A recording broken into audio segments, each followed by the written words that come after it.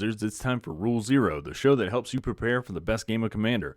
It is our hope that through our combined 20-plus years experience of playing EDH and cultivating a great playgroup, tons of great decks, and also trying a lot of outside-the-box variants and homebrew rules that we can pass that golden knowledge on to you. Today, we were supposed to have a special guest, a man who has probably played more silver-bordered cards than anyone in our playgroup combined, minus that one time where our other friend Mike bought 100 cheaty faces and then kind of slid them into his sleeves so they technically were on the table. But unfortunately this morning, Karl couldn't be with us because his voice was very corpse-like. So instead of trying to make him be on the podcast to be like, you must talk about silver-bordered cards, we're going to let Karl's voice rest. And he's given me some of his picks, and we talked a little bit, as much as he could eke out. So here we are, the top 10 unset cards that should be legal in EDH. So before we get started looking at the top 10 unset cards that could be legal in EDH, did you know, listeners, that from December 8th, 2017 until January 15th, 2018, a period of about a month and 1 week, all unset cards minus a short ban list were legally playable in Commander per the Commander Rules Committee? And as far as I'm aware, nothing blew up, or perhaps some players got a cramp from sitting beneath a table or had an aneurysm from imagining that their library was actually an attacking creature, but I didn't see those posts blowing up on social media at the time, and I think that the month went off without a hitch, despite a lot of hand-wringing that happened right beforehand by some players who were like scoffing and kind of spitting in their own tea, just frothing at the mouth. I don't know if it was that serious, but people were not all happy about the idea that the CRC would let silver bordered cards be legal, and I think some players kind of took the month off. So there's this strange divide, and it's so bizarre to me, because once you play with some of these cards and once we talk about them, I think you'll have to acknowledge these cards aren't weird at all. And for a format that one of its stated goals is to allow you to play all the cards of Magic throughout its history, it's so strange to me that they didn't just let silver border cards exist in this casual format. So here we have it. In no particular order, let's go ahead and broaden our horizons a little bit. Number 1, Baron von Count. 1, a black and a red, a legendary creature, human villain. It is a 3/3. Baron von Count enters the battlefield with a Doom counter on 5. Whenever you cast a spell with the indicated numeral in its mana cost, text box, power, or toughness, move the Doom counter 1 numeral to the left. When the Doom counter moves from 1, destroy target player and put that Doom counter back on 5.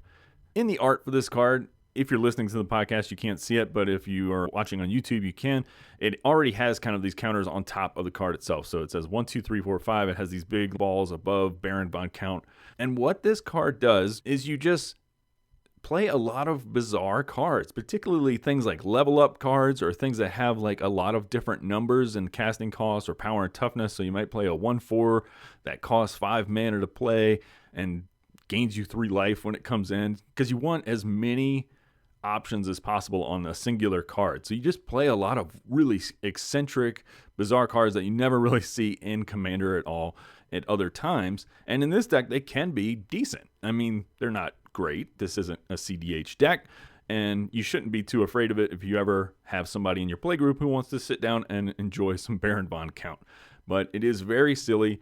It's easy to see and kind of disrupt from a mile away if you're really terrified, but I love that it opens up an avenue where you specifically play a lot of really bizarre cards that we never see in the format. Number 2 is Krark's Other Thumb.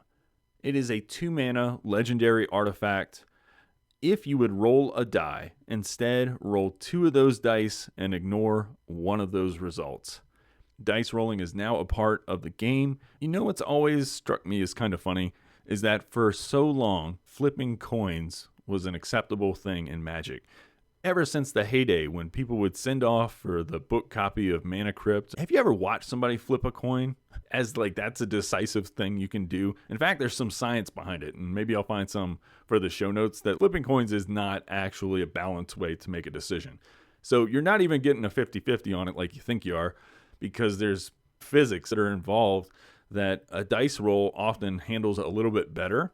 Not that anything is perfect, but just the process of flipping a coin is ridiculous. And yet we have Krark's Thumb, which allows you to flip 2 coins.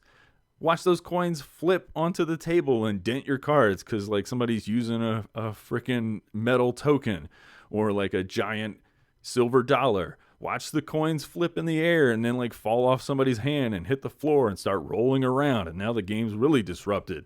To me, flipping coins is so much more ridiculous and unset worthy than dice rolling. And yet here we are in 2024 and the Commander Rules Committee has still not allowed Krark's Other Thumb to be godfathered into Commander, even though we have plenty of commanders now who actually care about dice rolling and an entire set that cares about dice rolling. Look at the D&D cards. Look at Vrondis. Vrondis wants you to roll dice, and every time you do, you get an extra dragon. What about him? Why can't he live his best life? There's also Mr. House, super popular commander from the Fallout universe, loves dice rolling.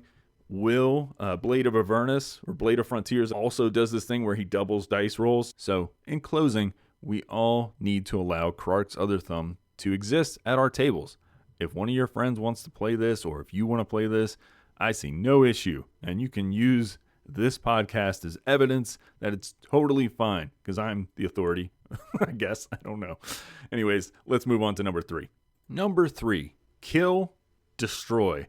1 black for an instant. Destroy target non-black creature. Gotcha. Whenever an opponent says kill or destroy, you may say gotcha. If you do, return kill destroy from your graveyard to your hand. So, this one could be a little controversial, but Karl really wanted it in here. One thing that's amazing about this card is the art, which has an adorable little squirrel sitting in a pristine field with tons of weapons being fired and lobbed at it from a distance from unknown assailants.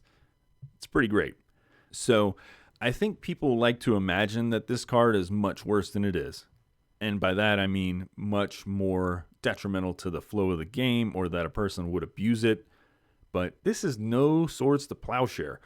This is a 1 black instant spell that destroys target non-black creature. It's like murder, if murder was worse. However, you can bring it back to your hand, but you have to have cast it in the first place in order for that to happen. So it's not like every turn of the game this person's getting back kill, destroy, because that also needs to be triggered by an opponent, not the person playing it, saying something like, I kill or destroy this, and then that player really being on the ball and remembering what's going on. So there's so many little hoops that have to be jumped through in order to get this card back. Now, the plus side to this is I think it adds to the element of politics in EDH. Let's say it's you and the kill destroy player facing off against some horrific menace on the other side of the table. There is a commander that is Voltroned up. Maybe it's Dana, and Danitha is carrying 8 swords and she's about to Voltron someone to death. You could destroy one of those pieces of equipment perhaps, and then you say that out loud, winking to the other player, and then they get the card back, and then they are able to protect the table.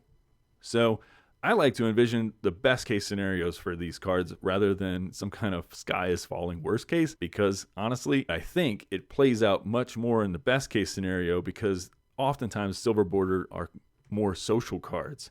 And if you're in a healthy social group, these cards are going to be healthy. Let's go on to number 4. So recently we just did an episode, in fact, the episode right before this one, about blue-green, aka Simic, and the new commander, Omo, Queen of Vesuva, who makes lands into everything. Basically, they're every type. Well, wouldn't you know it, one of the cards that we can't play, it's not silver border technically, but it did come out in the most recent Unfinity set, and it has the acorn stamp on it so that you can't play it legally in Commander, is a card called Nearby Planet. It is a land. It has Rangeling. This card is every land type, including plains, island, swamp, mountain, forest, desert, gate, lair, locust, and, quote, all those Urza's ones. Nearby Planet enters the battlefield tapped. When it enters the battlefield, sacrifice it unless you pay 1 extra. So this is an everything land. It is literally a less complicated version that has reminder text on it of what Omo does today in Legal Commander. I think that's all we need to say about this. It's totally fine, right? You be the judge. Tell me if I'm taking crazy pills. I think it's great. Moving on to number 5, Ukabi Kong.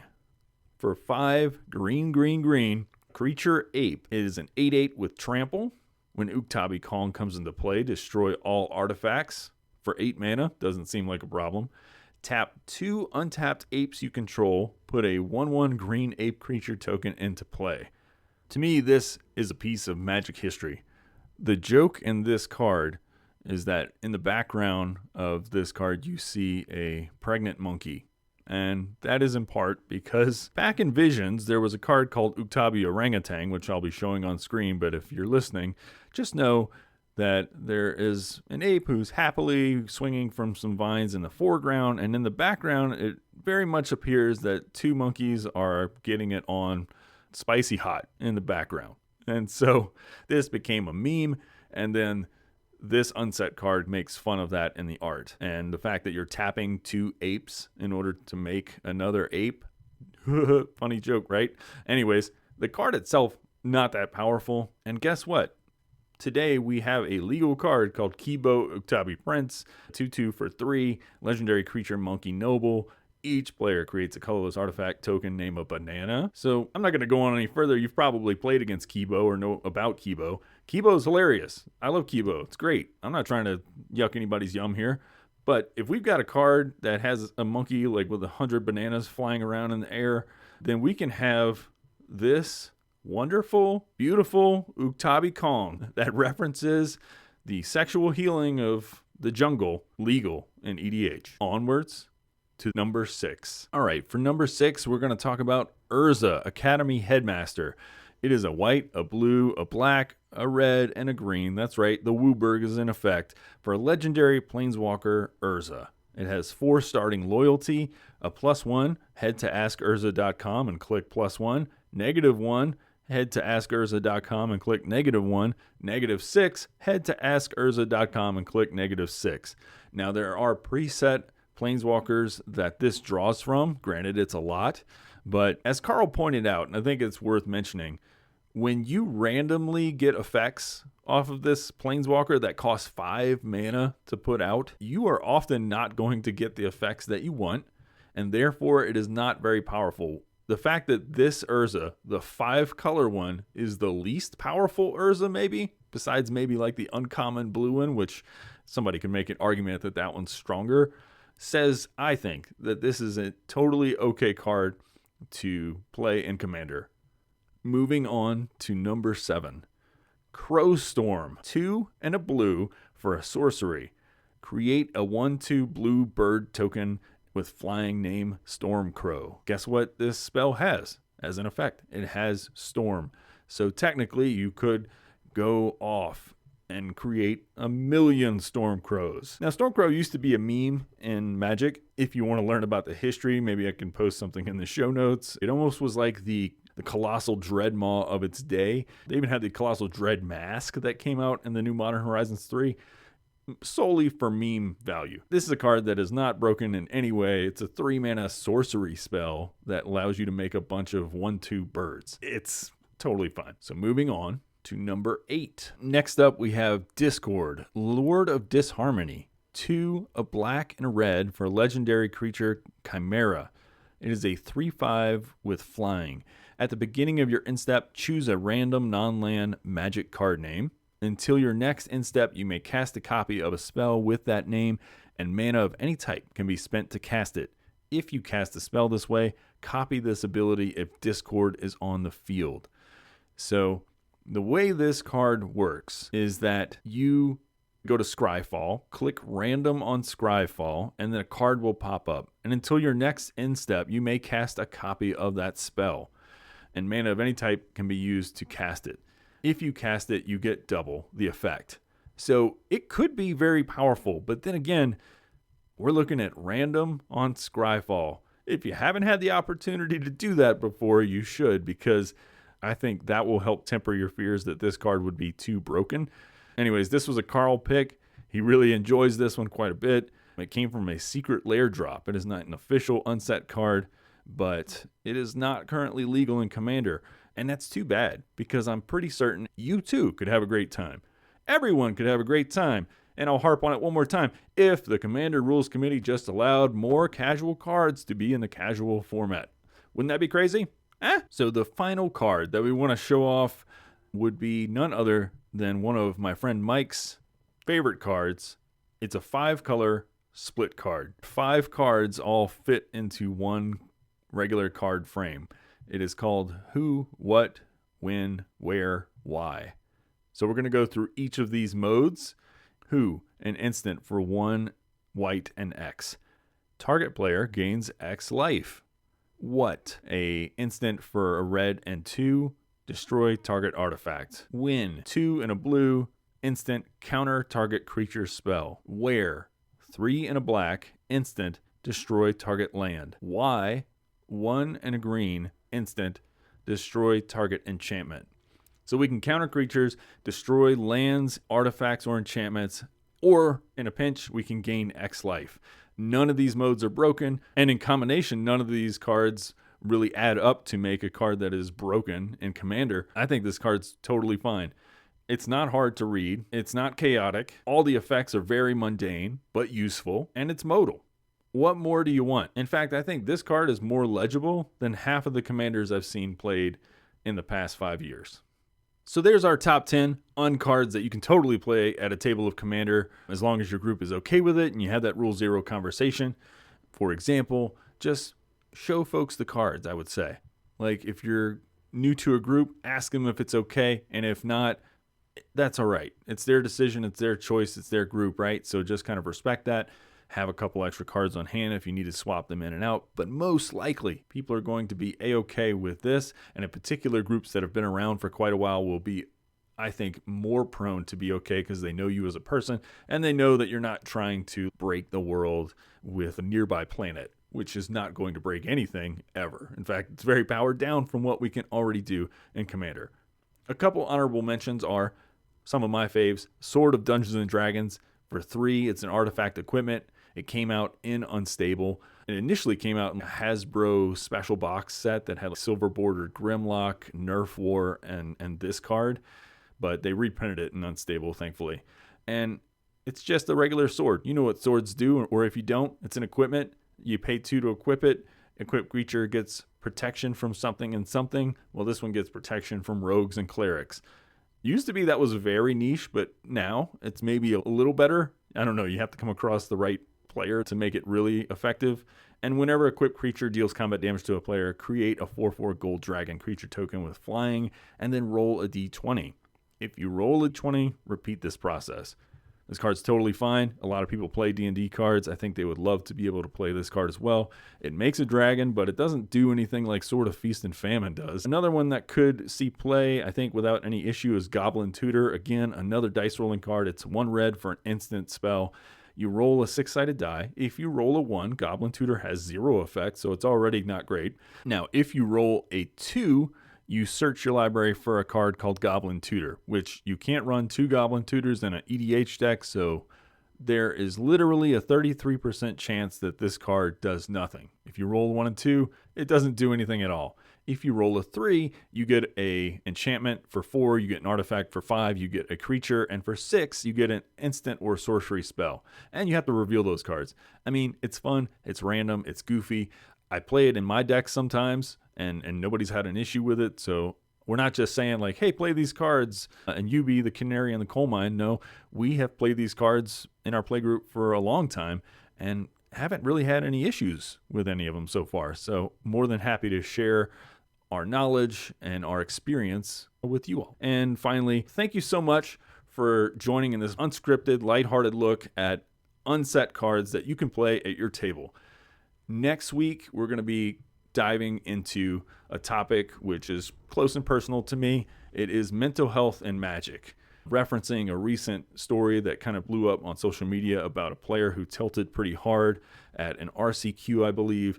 And we want to go into what is happening for players as this goes on. We've all been tilted. We've all been a little salty, but there are some things we can do or some things we can kind of better understand about ourselves before we ever even enter the shop that can help avoid this fate. And everyone will be more grateful for it, including yourself. So give that one a listen if it seems like it's something interesting to you. And if you want to leave a comment or share a thought about unset cards or whatever, find me on Twitter at Rule0, that's the number 0 podcast. Or you can email us at rule0podcast@gmail.com. Always would love to hear from you all. Leave a comment, like, subscribe in the YouTube videos, or leave a 5-star review. I mean, you can leave less, but why? I guess you can leave whatever kind of review you want to. 1 star, you're at liberty to do that. I hope you don't, but yeah.